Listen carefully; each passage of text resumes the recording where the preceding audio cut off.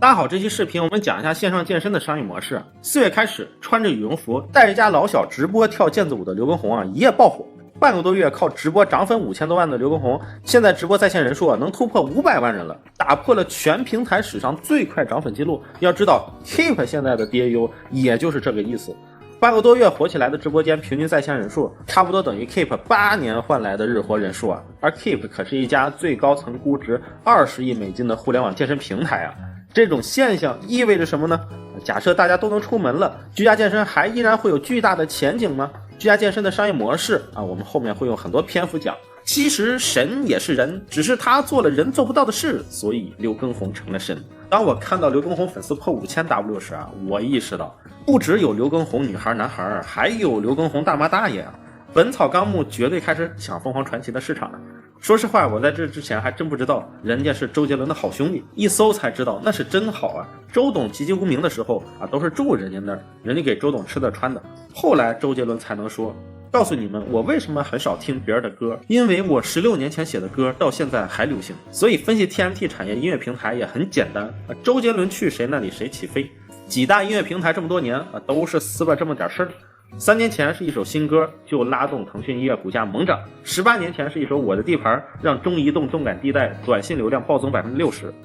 这整的又暴露年龄了。所以大家想想，周杰伦的歌随便用，不用给版权费，那是多大价值。哆嗦平台白嫖了个周董电台，那肯定香虽然目前这个电台多数时间是本草纲目单曲循环，但后面慢慢能有新歌单。是这样的我朋友圈里还挺多老铁平台的员工的，级别还不低。周同学入驻老铁平台时我看他们发状态跟过年似的，他们上市时恨不得都没这么宣传。这时有人问了，你这一期不是讲在线健身市场吗？怎么一直跑题呢？这里注意前面讲这些可太重要了。咱们得先弄清纷繁复杂的新事物新现象后面的本质是啥，要不万一你接下来也去买了刘畊宏概念股的华盛科技，那不是完了 BBQ 了吗？这是一家搞瑜伽垫的拉丝气垫材料的公司千万别瞎冲了。所以我们后面的观点是刘畊宏火和在线健身这个行业长期有巨大的市场需求不见得有啥联系。非常巧的是2月底 Keep 刚向港交所提高了自己的招股书，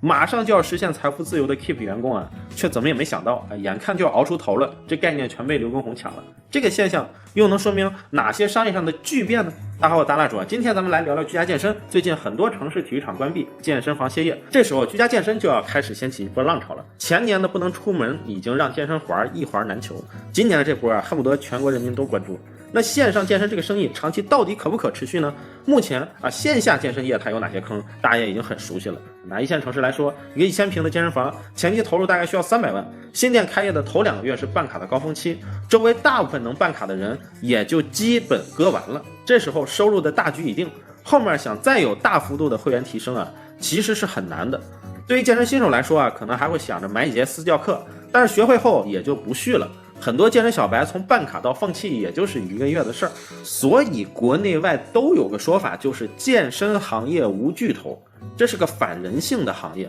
反人性的产品都赚不到大钱。我们接下来会反复解释这个概念给大家一思考。首先还是先看这模式的源头，流量平台的运营人员超级爱健身博主，这在小10年前就不是秘密了当年某博也很喜欢大力给流量推一些健身博主，带着粉丝每日拍照片打卡为什么拍照片打卡呢？因为当时没短视频。为什么平台的运营爸爸们都爱推这种内容呢？因为早期移动互联网行业最看重的就是 DAU， 早期的打卡类博主和后来的跟练类博主是创造 DAU 最简单粗暴直接的方法，而且一搞就能持续小1个季度。到2014年 Keep 经历了移动互联网的创业热潮，健身加互联网成为行业发展的新方向。Keep 老板王宁是个90后，他创业故事相当励志和具有话题。当年因为胖而失恋，一怒之下暴减50斤，靠着想帮助别人减肥的故事，还没毕业就拿到了300万的天使投资，可谓出道即巅峰，毕业不打工。Keep 上线后一夜爆火，上线50天用户就超过100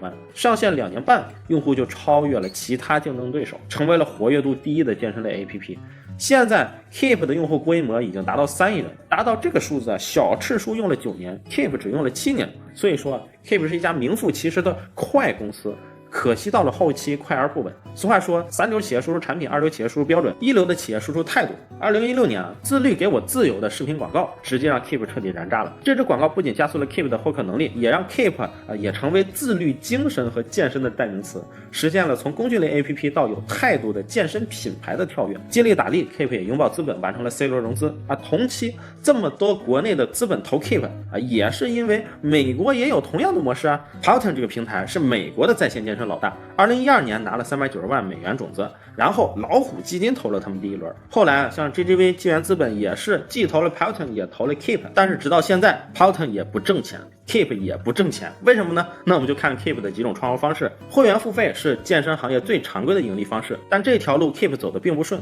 目前 Keep 的会员费年报248，权益包括了训练计划、专属课和商城优惠券。但 Keep 长期的问题是，付费课内容并没有比免费课更有针对性。一般高留存的 APP 才适合做会员比如爱优腾的会员。虽然大家都不想买，但不买就得被逼看广告，所以大家也就骂骂咧咧把钱出了。但 Keep 的留存一直不算太理想。他们招股书的数据也反映出了这一点。21年 Keep 的月活用户才3000万左右，转化为会员的量大概是320万左右，占10%这个数字爱奇艺是20%这不到1%的用户贡献了 Keep 大概32%的收入。在最近经济降温、消费降级的时期Keep 健身课这种有很多替代方案的产品是很难让用户掏钱的，因为在社交媒体上找有技巧也不是完全没有嘛。2015年2月4日 Keep 上线 App Store当天王宁在微信朋友圈里贴上了创业的愿景，让100%的人都能像10%的健身达人一样高质量的健身。那会儿才有几个玩短视频的，现在再看这个愿景，10%的健身达人不是什么难事儿，各个平台都有。关键难点是你不可能让100%的人自律，就好比身为一个班主任，咱也希望100%的学生能像10%的学霸一样高质量的写作业，可是你哪管得住谁会早上早到学校一会儿偷摸的抄作业呢？所以这种内容性的一次性交付跟健身房的会员一样，对用户的学习时间是没有任何约束的，而没有约束意味着没有续费。还以健身房为例很多人觉得健身房就是赚第一次的钱，用户不来老板省钱，其实不是。从经营者的角度看，如果用户不健身，留存不行，续费不行，健身馆老板就必须得不断获客，反反复复的在街上雇佣更多的小哥游泳健身了解一下，钱全花拉新上了。所以健身馆老板是真的希望你锻炼的。 Keep 同样也是，这几年流量红利接近尾声，小赤书、B 站、多索音等各大平台为了高质量 DAU都在用更优质的内容来争夺有限的流量。而这2年好不容易捧红的网红说翻车就翻车，快给平台整 PTSD 了。而捧红一个只带你练操的人呢，目前看翻车风险基本是各类直播间里最低的了。平台们会越来越喜欢这个类型，内容平台正在对各种工具性平台进行全面的流量围剿， Keep 不得不面对更高流量成本。而招股书的亏损也印证了这一点。去年前3季度Keep 在买量上一共花了8.1亿，较1年前涨了4倍。也正是巨额的获客费用让2021年 Keep 净亏6个亿。除会员之外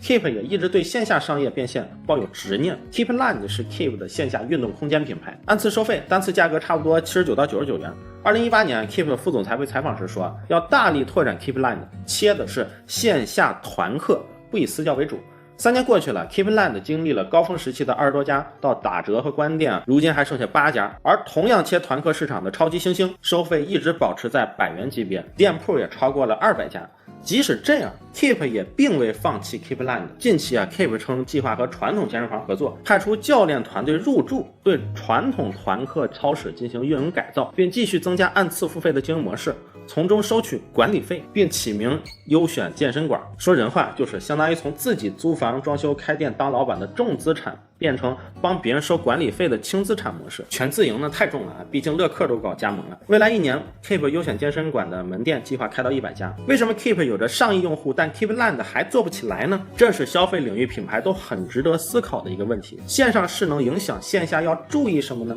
这里敲个黑板线上打线下，你交付的产品不能太重比如你喜欢游戏区的一个 UP 主他在闹市区开了个咖啡馆，如果你路过，大概率会去支持买一杯，哪怕你只是来这个城市短期旅游。但是他要是开了个健身馆，除非真离你家很近，否则很少有人会去办个年卡支持。所以健身房选址吃的是社区较稳定的人口，而不是流动人口，要么是离公司近，要么是就在家门口，而且交付服务的周期非常长，线上就算有很好的知名度，给线下的赋能也很有限。Keep 目前勉强赚到钱的方式就是卖货，这个我倒是比较看好的。每月购买 Keep 健身产品的用户大概是33万，占月活用户的 1%， 而这些人在去年为 Keep 贡献了总收入的 55%。这些消费者在 Keep 上购买的大多是小型器械、服饰和健身食品，尤其是瑜伽垫。Keep 是2021年中国最大的瑜伽垫品牌，市场份额为 15%， 但是主力产品是99块。这里又有一个启示，我估计 Keep 肠子都悔青了，早期没有在流量好的时候使劲推瑜伽服。Lululemon 在2015年前名气还没有那么大，至少没有很破圈，现在光卖瑜伽服成为仅次于耐克的全球第2大运动品牌，真的是品类定生死。而且 Keep 郁闷的是，它越推在瑜伽垫这个品类中的市场份额呀，越是会让 Lululemon 的瑜伽服卖得更好。这里不说太深了，做消费行业的应该能理解。所以从营收的角度看，Keep 更像是个国产的迪卡侬，本质上是个便宜实惠的健身消费品公司。前面提到的 Peloton 也是前后总共融资了7轮，上市破发，股价一直跌，市值蒸发了400亿，跌多的时候较巅峰时期缩水近 80%。 疫情期间虽然有所好转，但是在2022财年第2季度财报中又开始巨亏其净亏损达 4.39 亿美元，也取消了一系列产品的业务线，又接了一波钱后只好解雇掉 CEO 重新规划。他们现在想讲的新故事是 Peloton 是智能健身低谷。 Peloton 讲这个故事是有被收购的可能性的，前不久跟亚马逊也在谈，国外大资本有钱但 Keep 可不敢走这个定位，智能健身方向国内有小米，国外有苹果，这哪干得过？国内当下也没几个乐意高价买 Keep 的公司，小米生态链上市发生的事儿大家也清楚不多说了。未来 Keep 也许需要从底层建立达人孵化生态。2011年主流电视媒体借助顶流电视节目《天天向上》《我是大美人》等节目捧红了第一代减肥博主郑多燕。后来帕梅拉凭借完美的形象又成为女性减脂和塑形的新模仿目标，然后就是刘畊宏的爆红。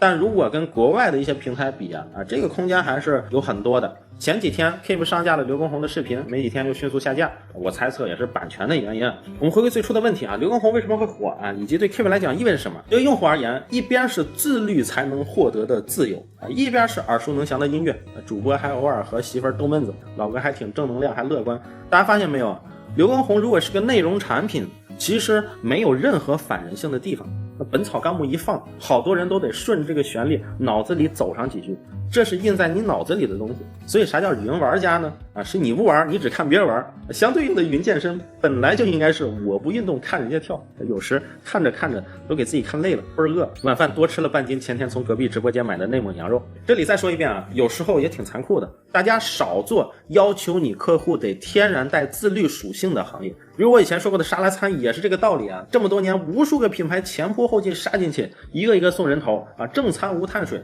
对很多人来说那就是对抗人性的。相反，那帮微商干减肥茶干得好，这反而是利用了人们的懒惰和侥幸该吃吃该懒懒，只要喝了咱的茶是吧？另外还是我说的，刘畊宏现象跟长期市场需求关系不大比如我才知道人家夫妇光是周董 MV 就演过这么多每年全国几百万个 KTV 包房，甭管每天每个包房接待几波人，在上面这些歌单里保证每2波顾客能刷1次脸，不过分吧？而且架不住小几十年一直刷想想这是多大的流量。这里开个玩笑，实际 MV 糊得不得了，脸盲的人更看不出啥了。实际我想说啥呢？人家是演员，另外综艺经验丰富，积累的综艺感稍微释放一下，直播间变有趣，那是手拿把掐，这个比健身专业技能重要。所以线上健身是特殊时期的产物，健身与泛户外运动产业的消费才是真的长坡厚雪。过去以阿迪达斯、耐克为代表的国际品牌一直是主导地位，但在新疆棉事件、国潮崛起的多重影响下，老牌国际运动品牌的霸主地位开始松动，